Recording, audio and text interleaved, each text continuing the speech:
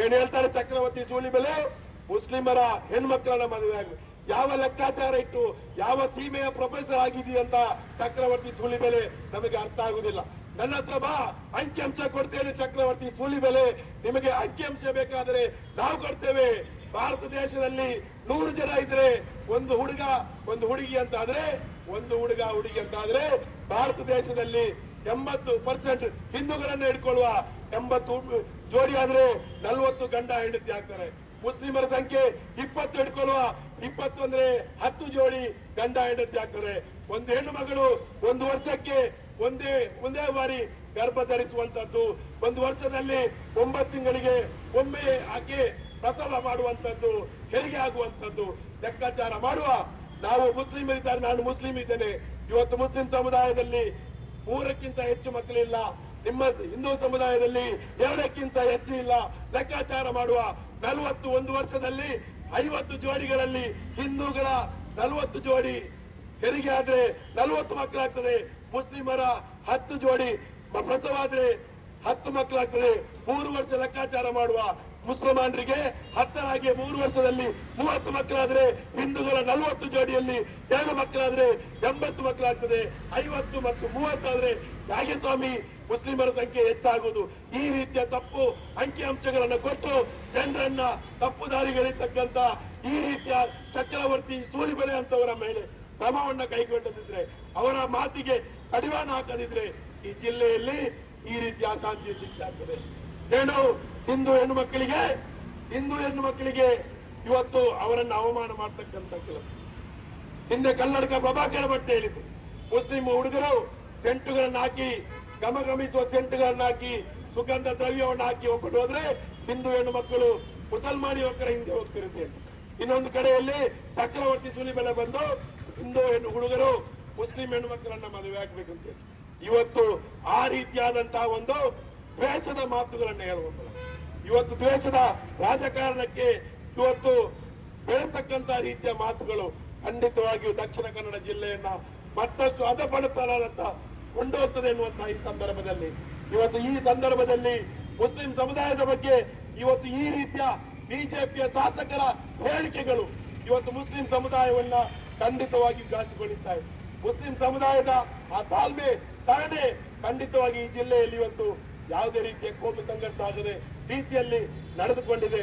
ಇವತ್ತು ಅಮ್ಮೆಮಾರ್ ಮತ್ತು ಪರಂಗಿಪೇಟೆಯ ಜನರ ಮೇಲೆ ಗೂಬೆ ಕೂರಿಸಿದಂತ ಆರೋಪ ಮಾಡಿದಂತ ಬಿಜೆಪಿಯ ಶಾಸಕರುಗಳು ಕ್ಷಮೆಯನ್ನು ಯಾಚಿಸಬೇಕು. ದಿಗಂತ್ ಪ್ರಕರಣದಲ್ಲಿ ಪೊಲೀಸ್ ಇಲಾಖೆ ಏನು ದಿಗಂತನ ನಾಪತ್ತೆ ಪ್ರಕರಣಕ್ಕೆ ಕಾರಣಗಳೇನು ಅಂತ ಹೇಳಿದೆ. ಬಿಜೆಪಿ ಯಾಕೆ ಇವತ್ತು ಮಾತಾಡ್ತಾ ಇಲ್ಲ? ಯಾಕೆ ಆ ಬಿಜೆಪಿ ಏನು ನೀವು ಆರೋಪಗಳನ್ನ ಮಾಡಿದ್ದೀರಿ, ಯಾರ್ಯಾರು ಕೊಲೆ ಮಾಡಿದಾರೋ, ಅಪಹರಣ ಮಾಡಿದಾರೋ, ಯಾವ್ಯಾವ ರೀತಿಯಲ್ಲಿ ನೀವು ಮಾತಾಡಿದ್ರಿ, ಆ ಮಾತಿಗೆ ಶಾಸಕರಾಗಿರ್ತಕ್ಕಂಥ ಭರತ್ ಶೆಟ್ಟಿ, ಹರೀಶ್ ಪೂಂಜಾ ನೀವು ಹೇಳಬೇಕು. ಖಂಡಿತವಾಗಿಯೂ ಇತಿಹಾಸದ ಪುಟಗಳಲ್ಲಿ ನೀವು ಖಳನಾಯಕರಾಗಿ ಉಳಿತೀರಿ.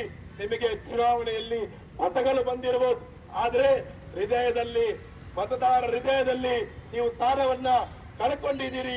ನಿಮ್ಮ ಕೈಯಲ್ಲಿ ಗಲಾಟೆಗಳು, ಕೋಮು ಪ್ರಚೋದನೆಗಳನ್ನು ಮಾಡುವುದರ ಹೊರತು ನಿಮ್ಮಲ್ಲಿ ಯಾವುದೇ ರೀತಿಯಾದಂತಹ ಬಂಡವಾಳ ಇಲ್ಲ. ನೀವು ಕೋಳಿ ಅಂಕಕ್ಕೆ ಬಿಟ್ಟು ಅನ್ನುವಂಥದ್ದನ್ನ ಇವತ್ತು ತೋರ್ಪಡಿಸಿದ್ದೀರಿ. ದಕ್ಷಿಣ ಕನ್ನಡ ಜಿಲ್ಲೆಯ ಅಭಿವೃದ್ಧಿಯ ಬಗ್ಗೆ ಮಾತಾಡುವುದಿಲ್ಲ.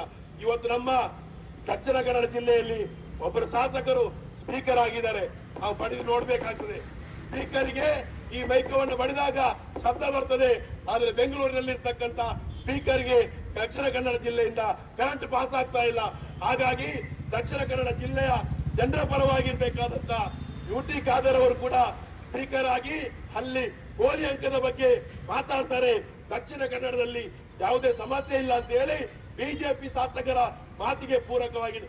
ದಕ್ಷಿಣ ಕನ್ನಡ ಜಿಲ್ಲೆಯ ಜನರಿಗೆ ಕೋಳಿ ಅಂಕ ಪ್ರಶ್ನೆ ಅಲ್ಲ ಸ್ವಾಮಿ. ದಕ್ಷಿಣ ಕನ್ನಡ ಜಿಲ್ಲೆಯ ಯುವಜನರಿಗೆ ಉದ್ಯೋಗವನ್ನು ಕೊಡಿ. ದಕ್ಷಿಣ ಕನ್ನಡ ಜಿಲ್ಲೆಯಲ್ಲಿ ಶಾಂತಿಯನ್ನು ಸ್ಥಾಪನೆ ಮಾಡಲಿಕ್ಕೆ ನೀವು ಯಾವ ರೀತಿ ಕ್ರಮಗಳನ್ನ ಕೈಗೊಳ್ಳಿ. ದಕ್ಷಿಣ ಕನ್ನಡ ಜಿಲ್ಲೆಗೆ ಮೆಡಿಕಲ್ ಕಾಲೇಜ್ ಬರಬೇಕು, ಇಂಜಿನಿಯರಿಂಗ್ ಕಾಲೇಜ್ ಬರಬೇಕು. ಇಲ್ಲಿನ ಇರ್ತಕ್ಕಂಥ ಕೈಗಾರಿಕೆಗಳಲ್ಲಿ ಇಲ್ಲಿನ ಯುವಜನರಿಗೆ ಉದ್ಯೋಗವನ್ನ ಕೊಡಬೇಕು.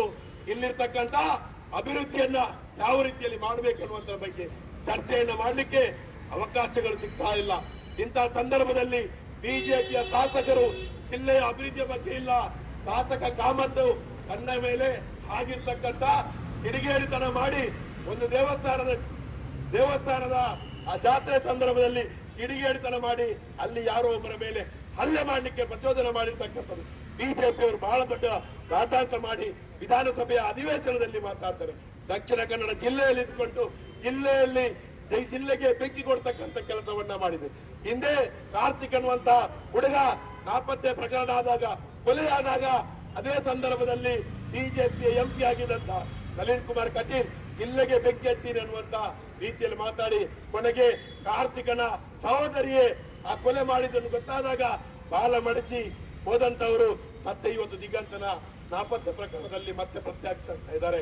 ಇವತ್ತು ಈ ರೀತಿಯಾದಂತಹ ಕೋಮು ದ್ವೇಷವನ್ನ ಹುಟ್ಟತಕ್ಕಂತ ರಾಜಕಾರಣವನ್ನ ಸೋಲಿಸಿ ಈ ರೀತಿಯಾಗಿ ಒಂದು ನಿರ್ದಿಷ್ಟ ಸಮುದಾಯದ ನಿರ್ದಿಷ್ಟ ಪ್ರದೇಶದ ಜನರನ್ನ ಹಿಂಸೆ ಮಾಡತಕ್ಕಂತ ರೀತಿಯಲ್ಲಿ ಅವರ ಮೇಲೆ ದಾಳಿ ಆಗುವಂತ ರೀತಿಯಲ್ಲಿ ದ್ವೇಷ ಭಾಷಣವನ್ನ ಮಾಡುವಂತ ಶಾಸಕ ಹರೀಶ್ ಪೂಂಜಾ, ಅದೇ ರೀತಿಯಲ್ಲಿ ಶಾಸಕ ಭರತ್ ಶೆಟ್ಟಿ ಸೇರಿ ಬಜರಂಗ ದಳದ ಮುಖಂಡ ಭರತ್ ಕುಂದೇಲು ಆತನ ವಿರುದ್ಧ ಕೂಡ ಕಠಿಣವಾದ ಕ್ರಮಗಳಾಗಬೇಕು.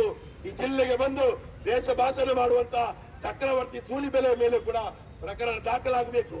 ಈ ರೀತಿಯಾಗಿ ದಕ್ಷಿಣ ಕನ್ನಡ ಜಿಲ್ಲೆಗೆ ಈ ರೀತಿಯ ಪ್ರಚೋದನಕಾರಿ ಮಾತುಗಳು ಆಡ್ತಕ್ಕಂಥವರನ್ನ ದಕ್ಷಿಣ ಕನ್ನಡ ಜಿಲ್ಲೆಗೆ ಬಾರದಂತೆ ತಡೀತಕ್ಕಂಥ ಕೆಲಸ ಇಲ್ಲಿನ ಪೊಲೀಸ್ ಇಲಾಖೆಯಿಂದ ಆಗಬೇಕು. ಪೊಲೀಸ್ ಕಮಿಷನರ್ ಅವರ ಹತ್ರ ನಾವು ಚಕ್ರವರ್ತಿ ಸೂಲಿಬೆಲೆ ಮೇಲೆ ಯಾಕೆ ಪ್ರಕರಣ ದಾಖಲಾಗುವುದಿಲ್ಲ ಅಂತ ಕೇಳ್ತೀವಿ.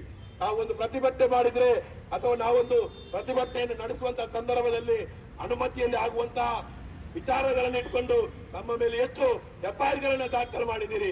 ಪೊಲೀಸ್ ಕಮಿಷನರ್ ಅವ್ರ ಹತ್ರ ಕೇಳ್ತೇವೆ, ಸಂಘ ಪರಿವಾರದವರ ಮೇಲೆ ಕ್ರಮ ಕೈಗೊಳ್ಳಿಕ್ಕೆ ನಿಮ್ಮ ಬ್ಯಾಟರಿಗಳು ಚಾರ್ಜ್ ಯಾಕೆ ಇರೋದಿಲ್ಲ, ನಿಮ್ಮ ಬ್ಯಾಟರಿಯನ್ನ ಯಾರ ಮೂಲಕ ಚಾರ್ಜ್ ಮಾಡಿಸಬೇಕನ್ನುವಂಥದ್ದು ಸರಿಯಾಗಿ ಗೊತ್ತಿದೆ.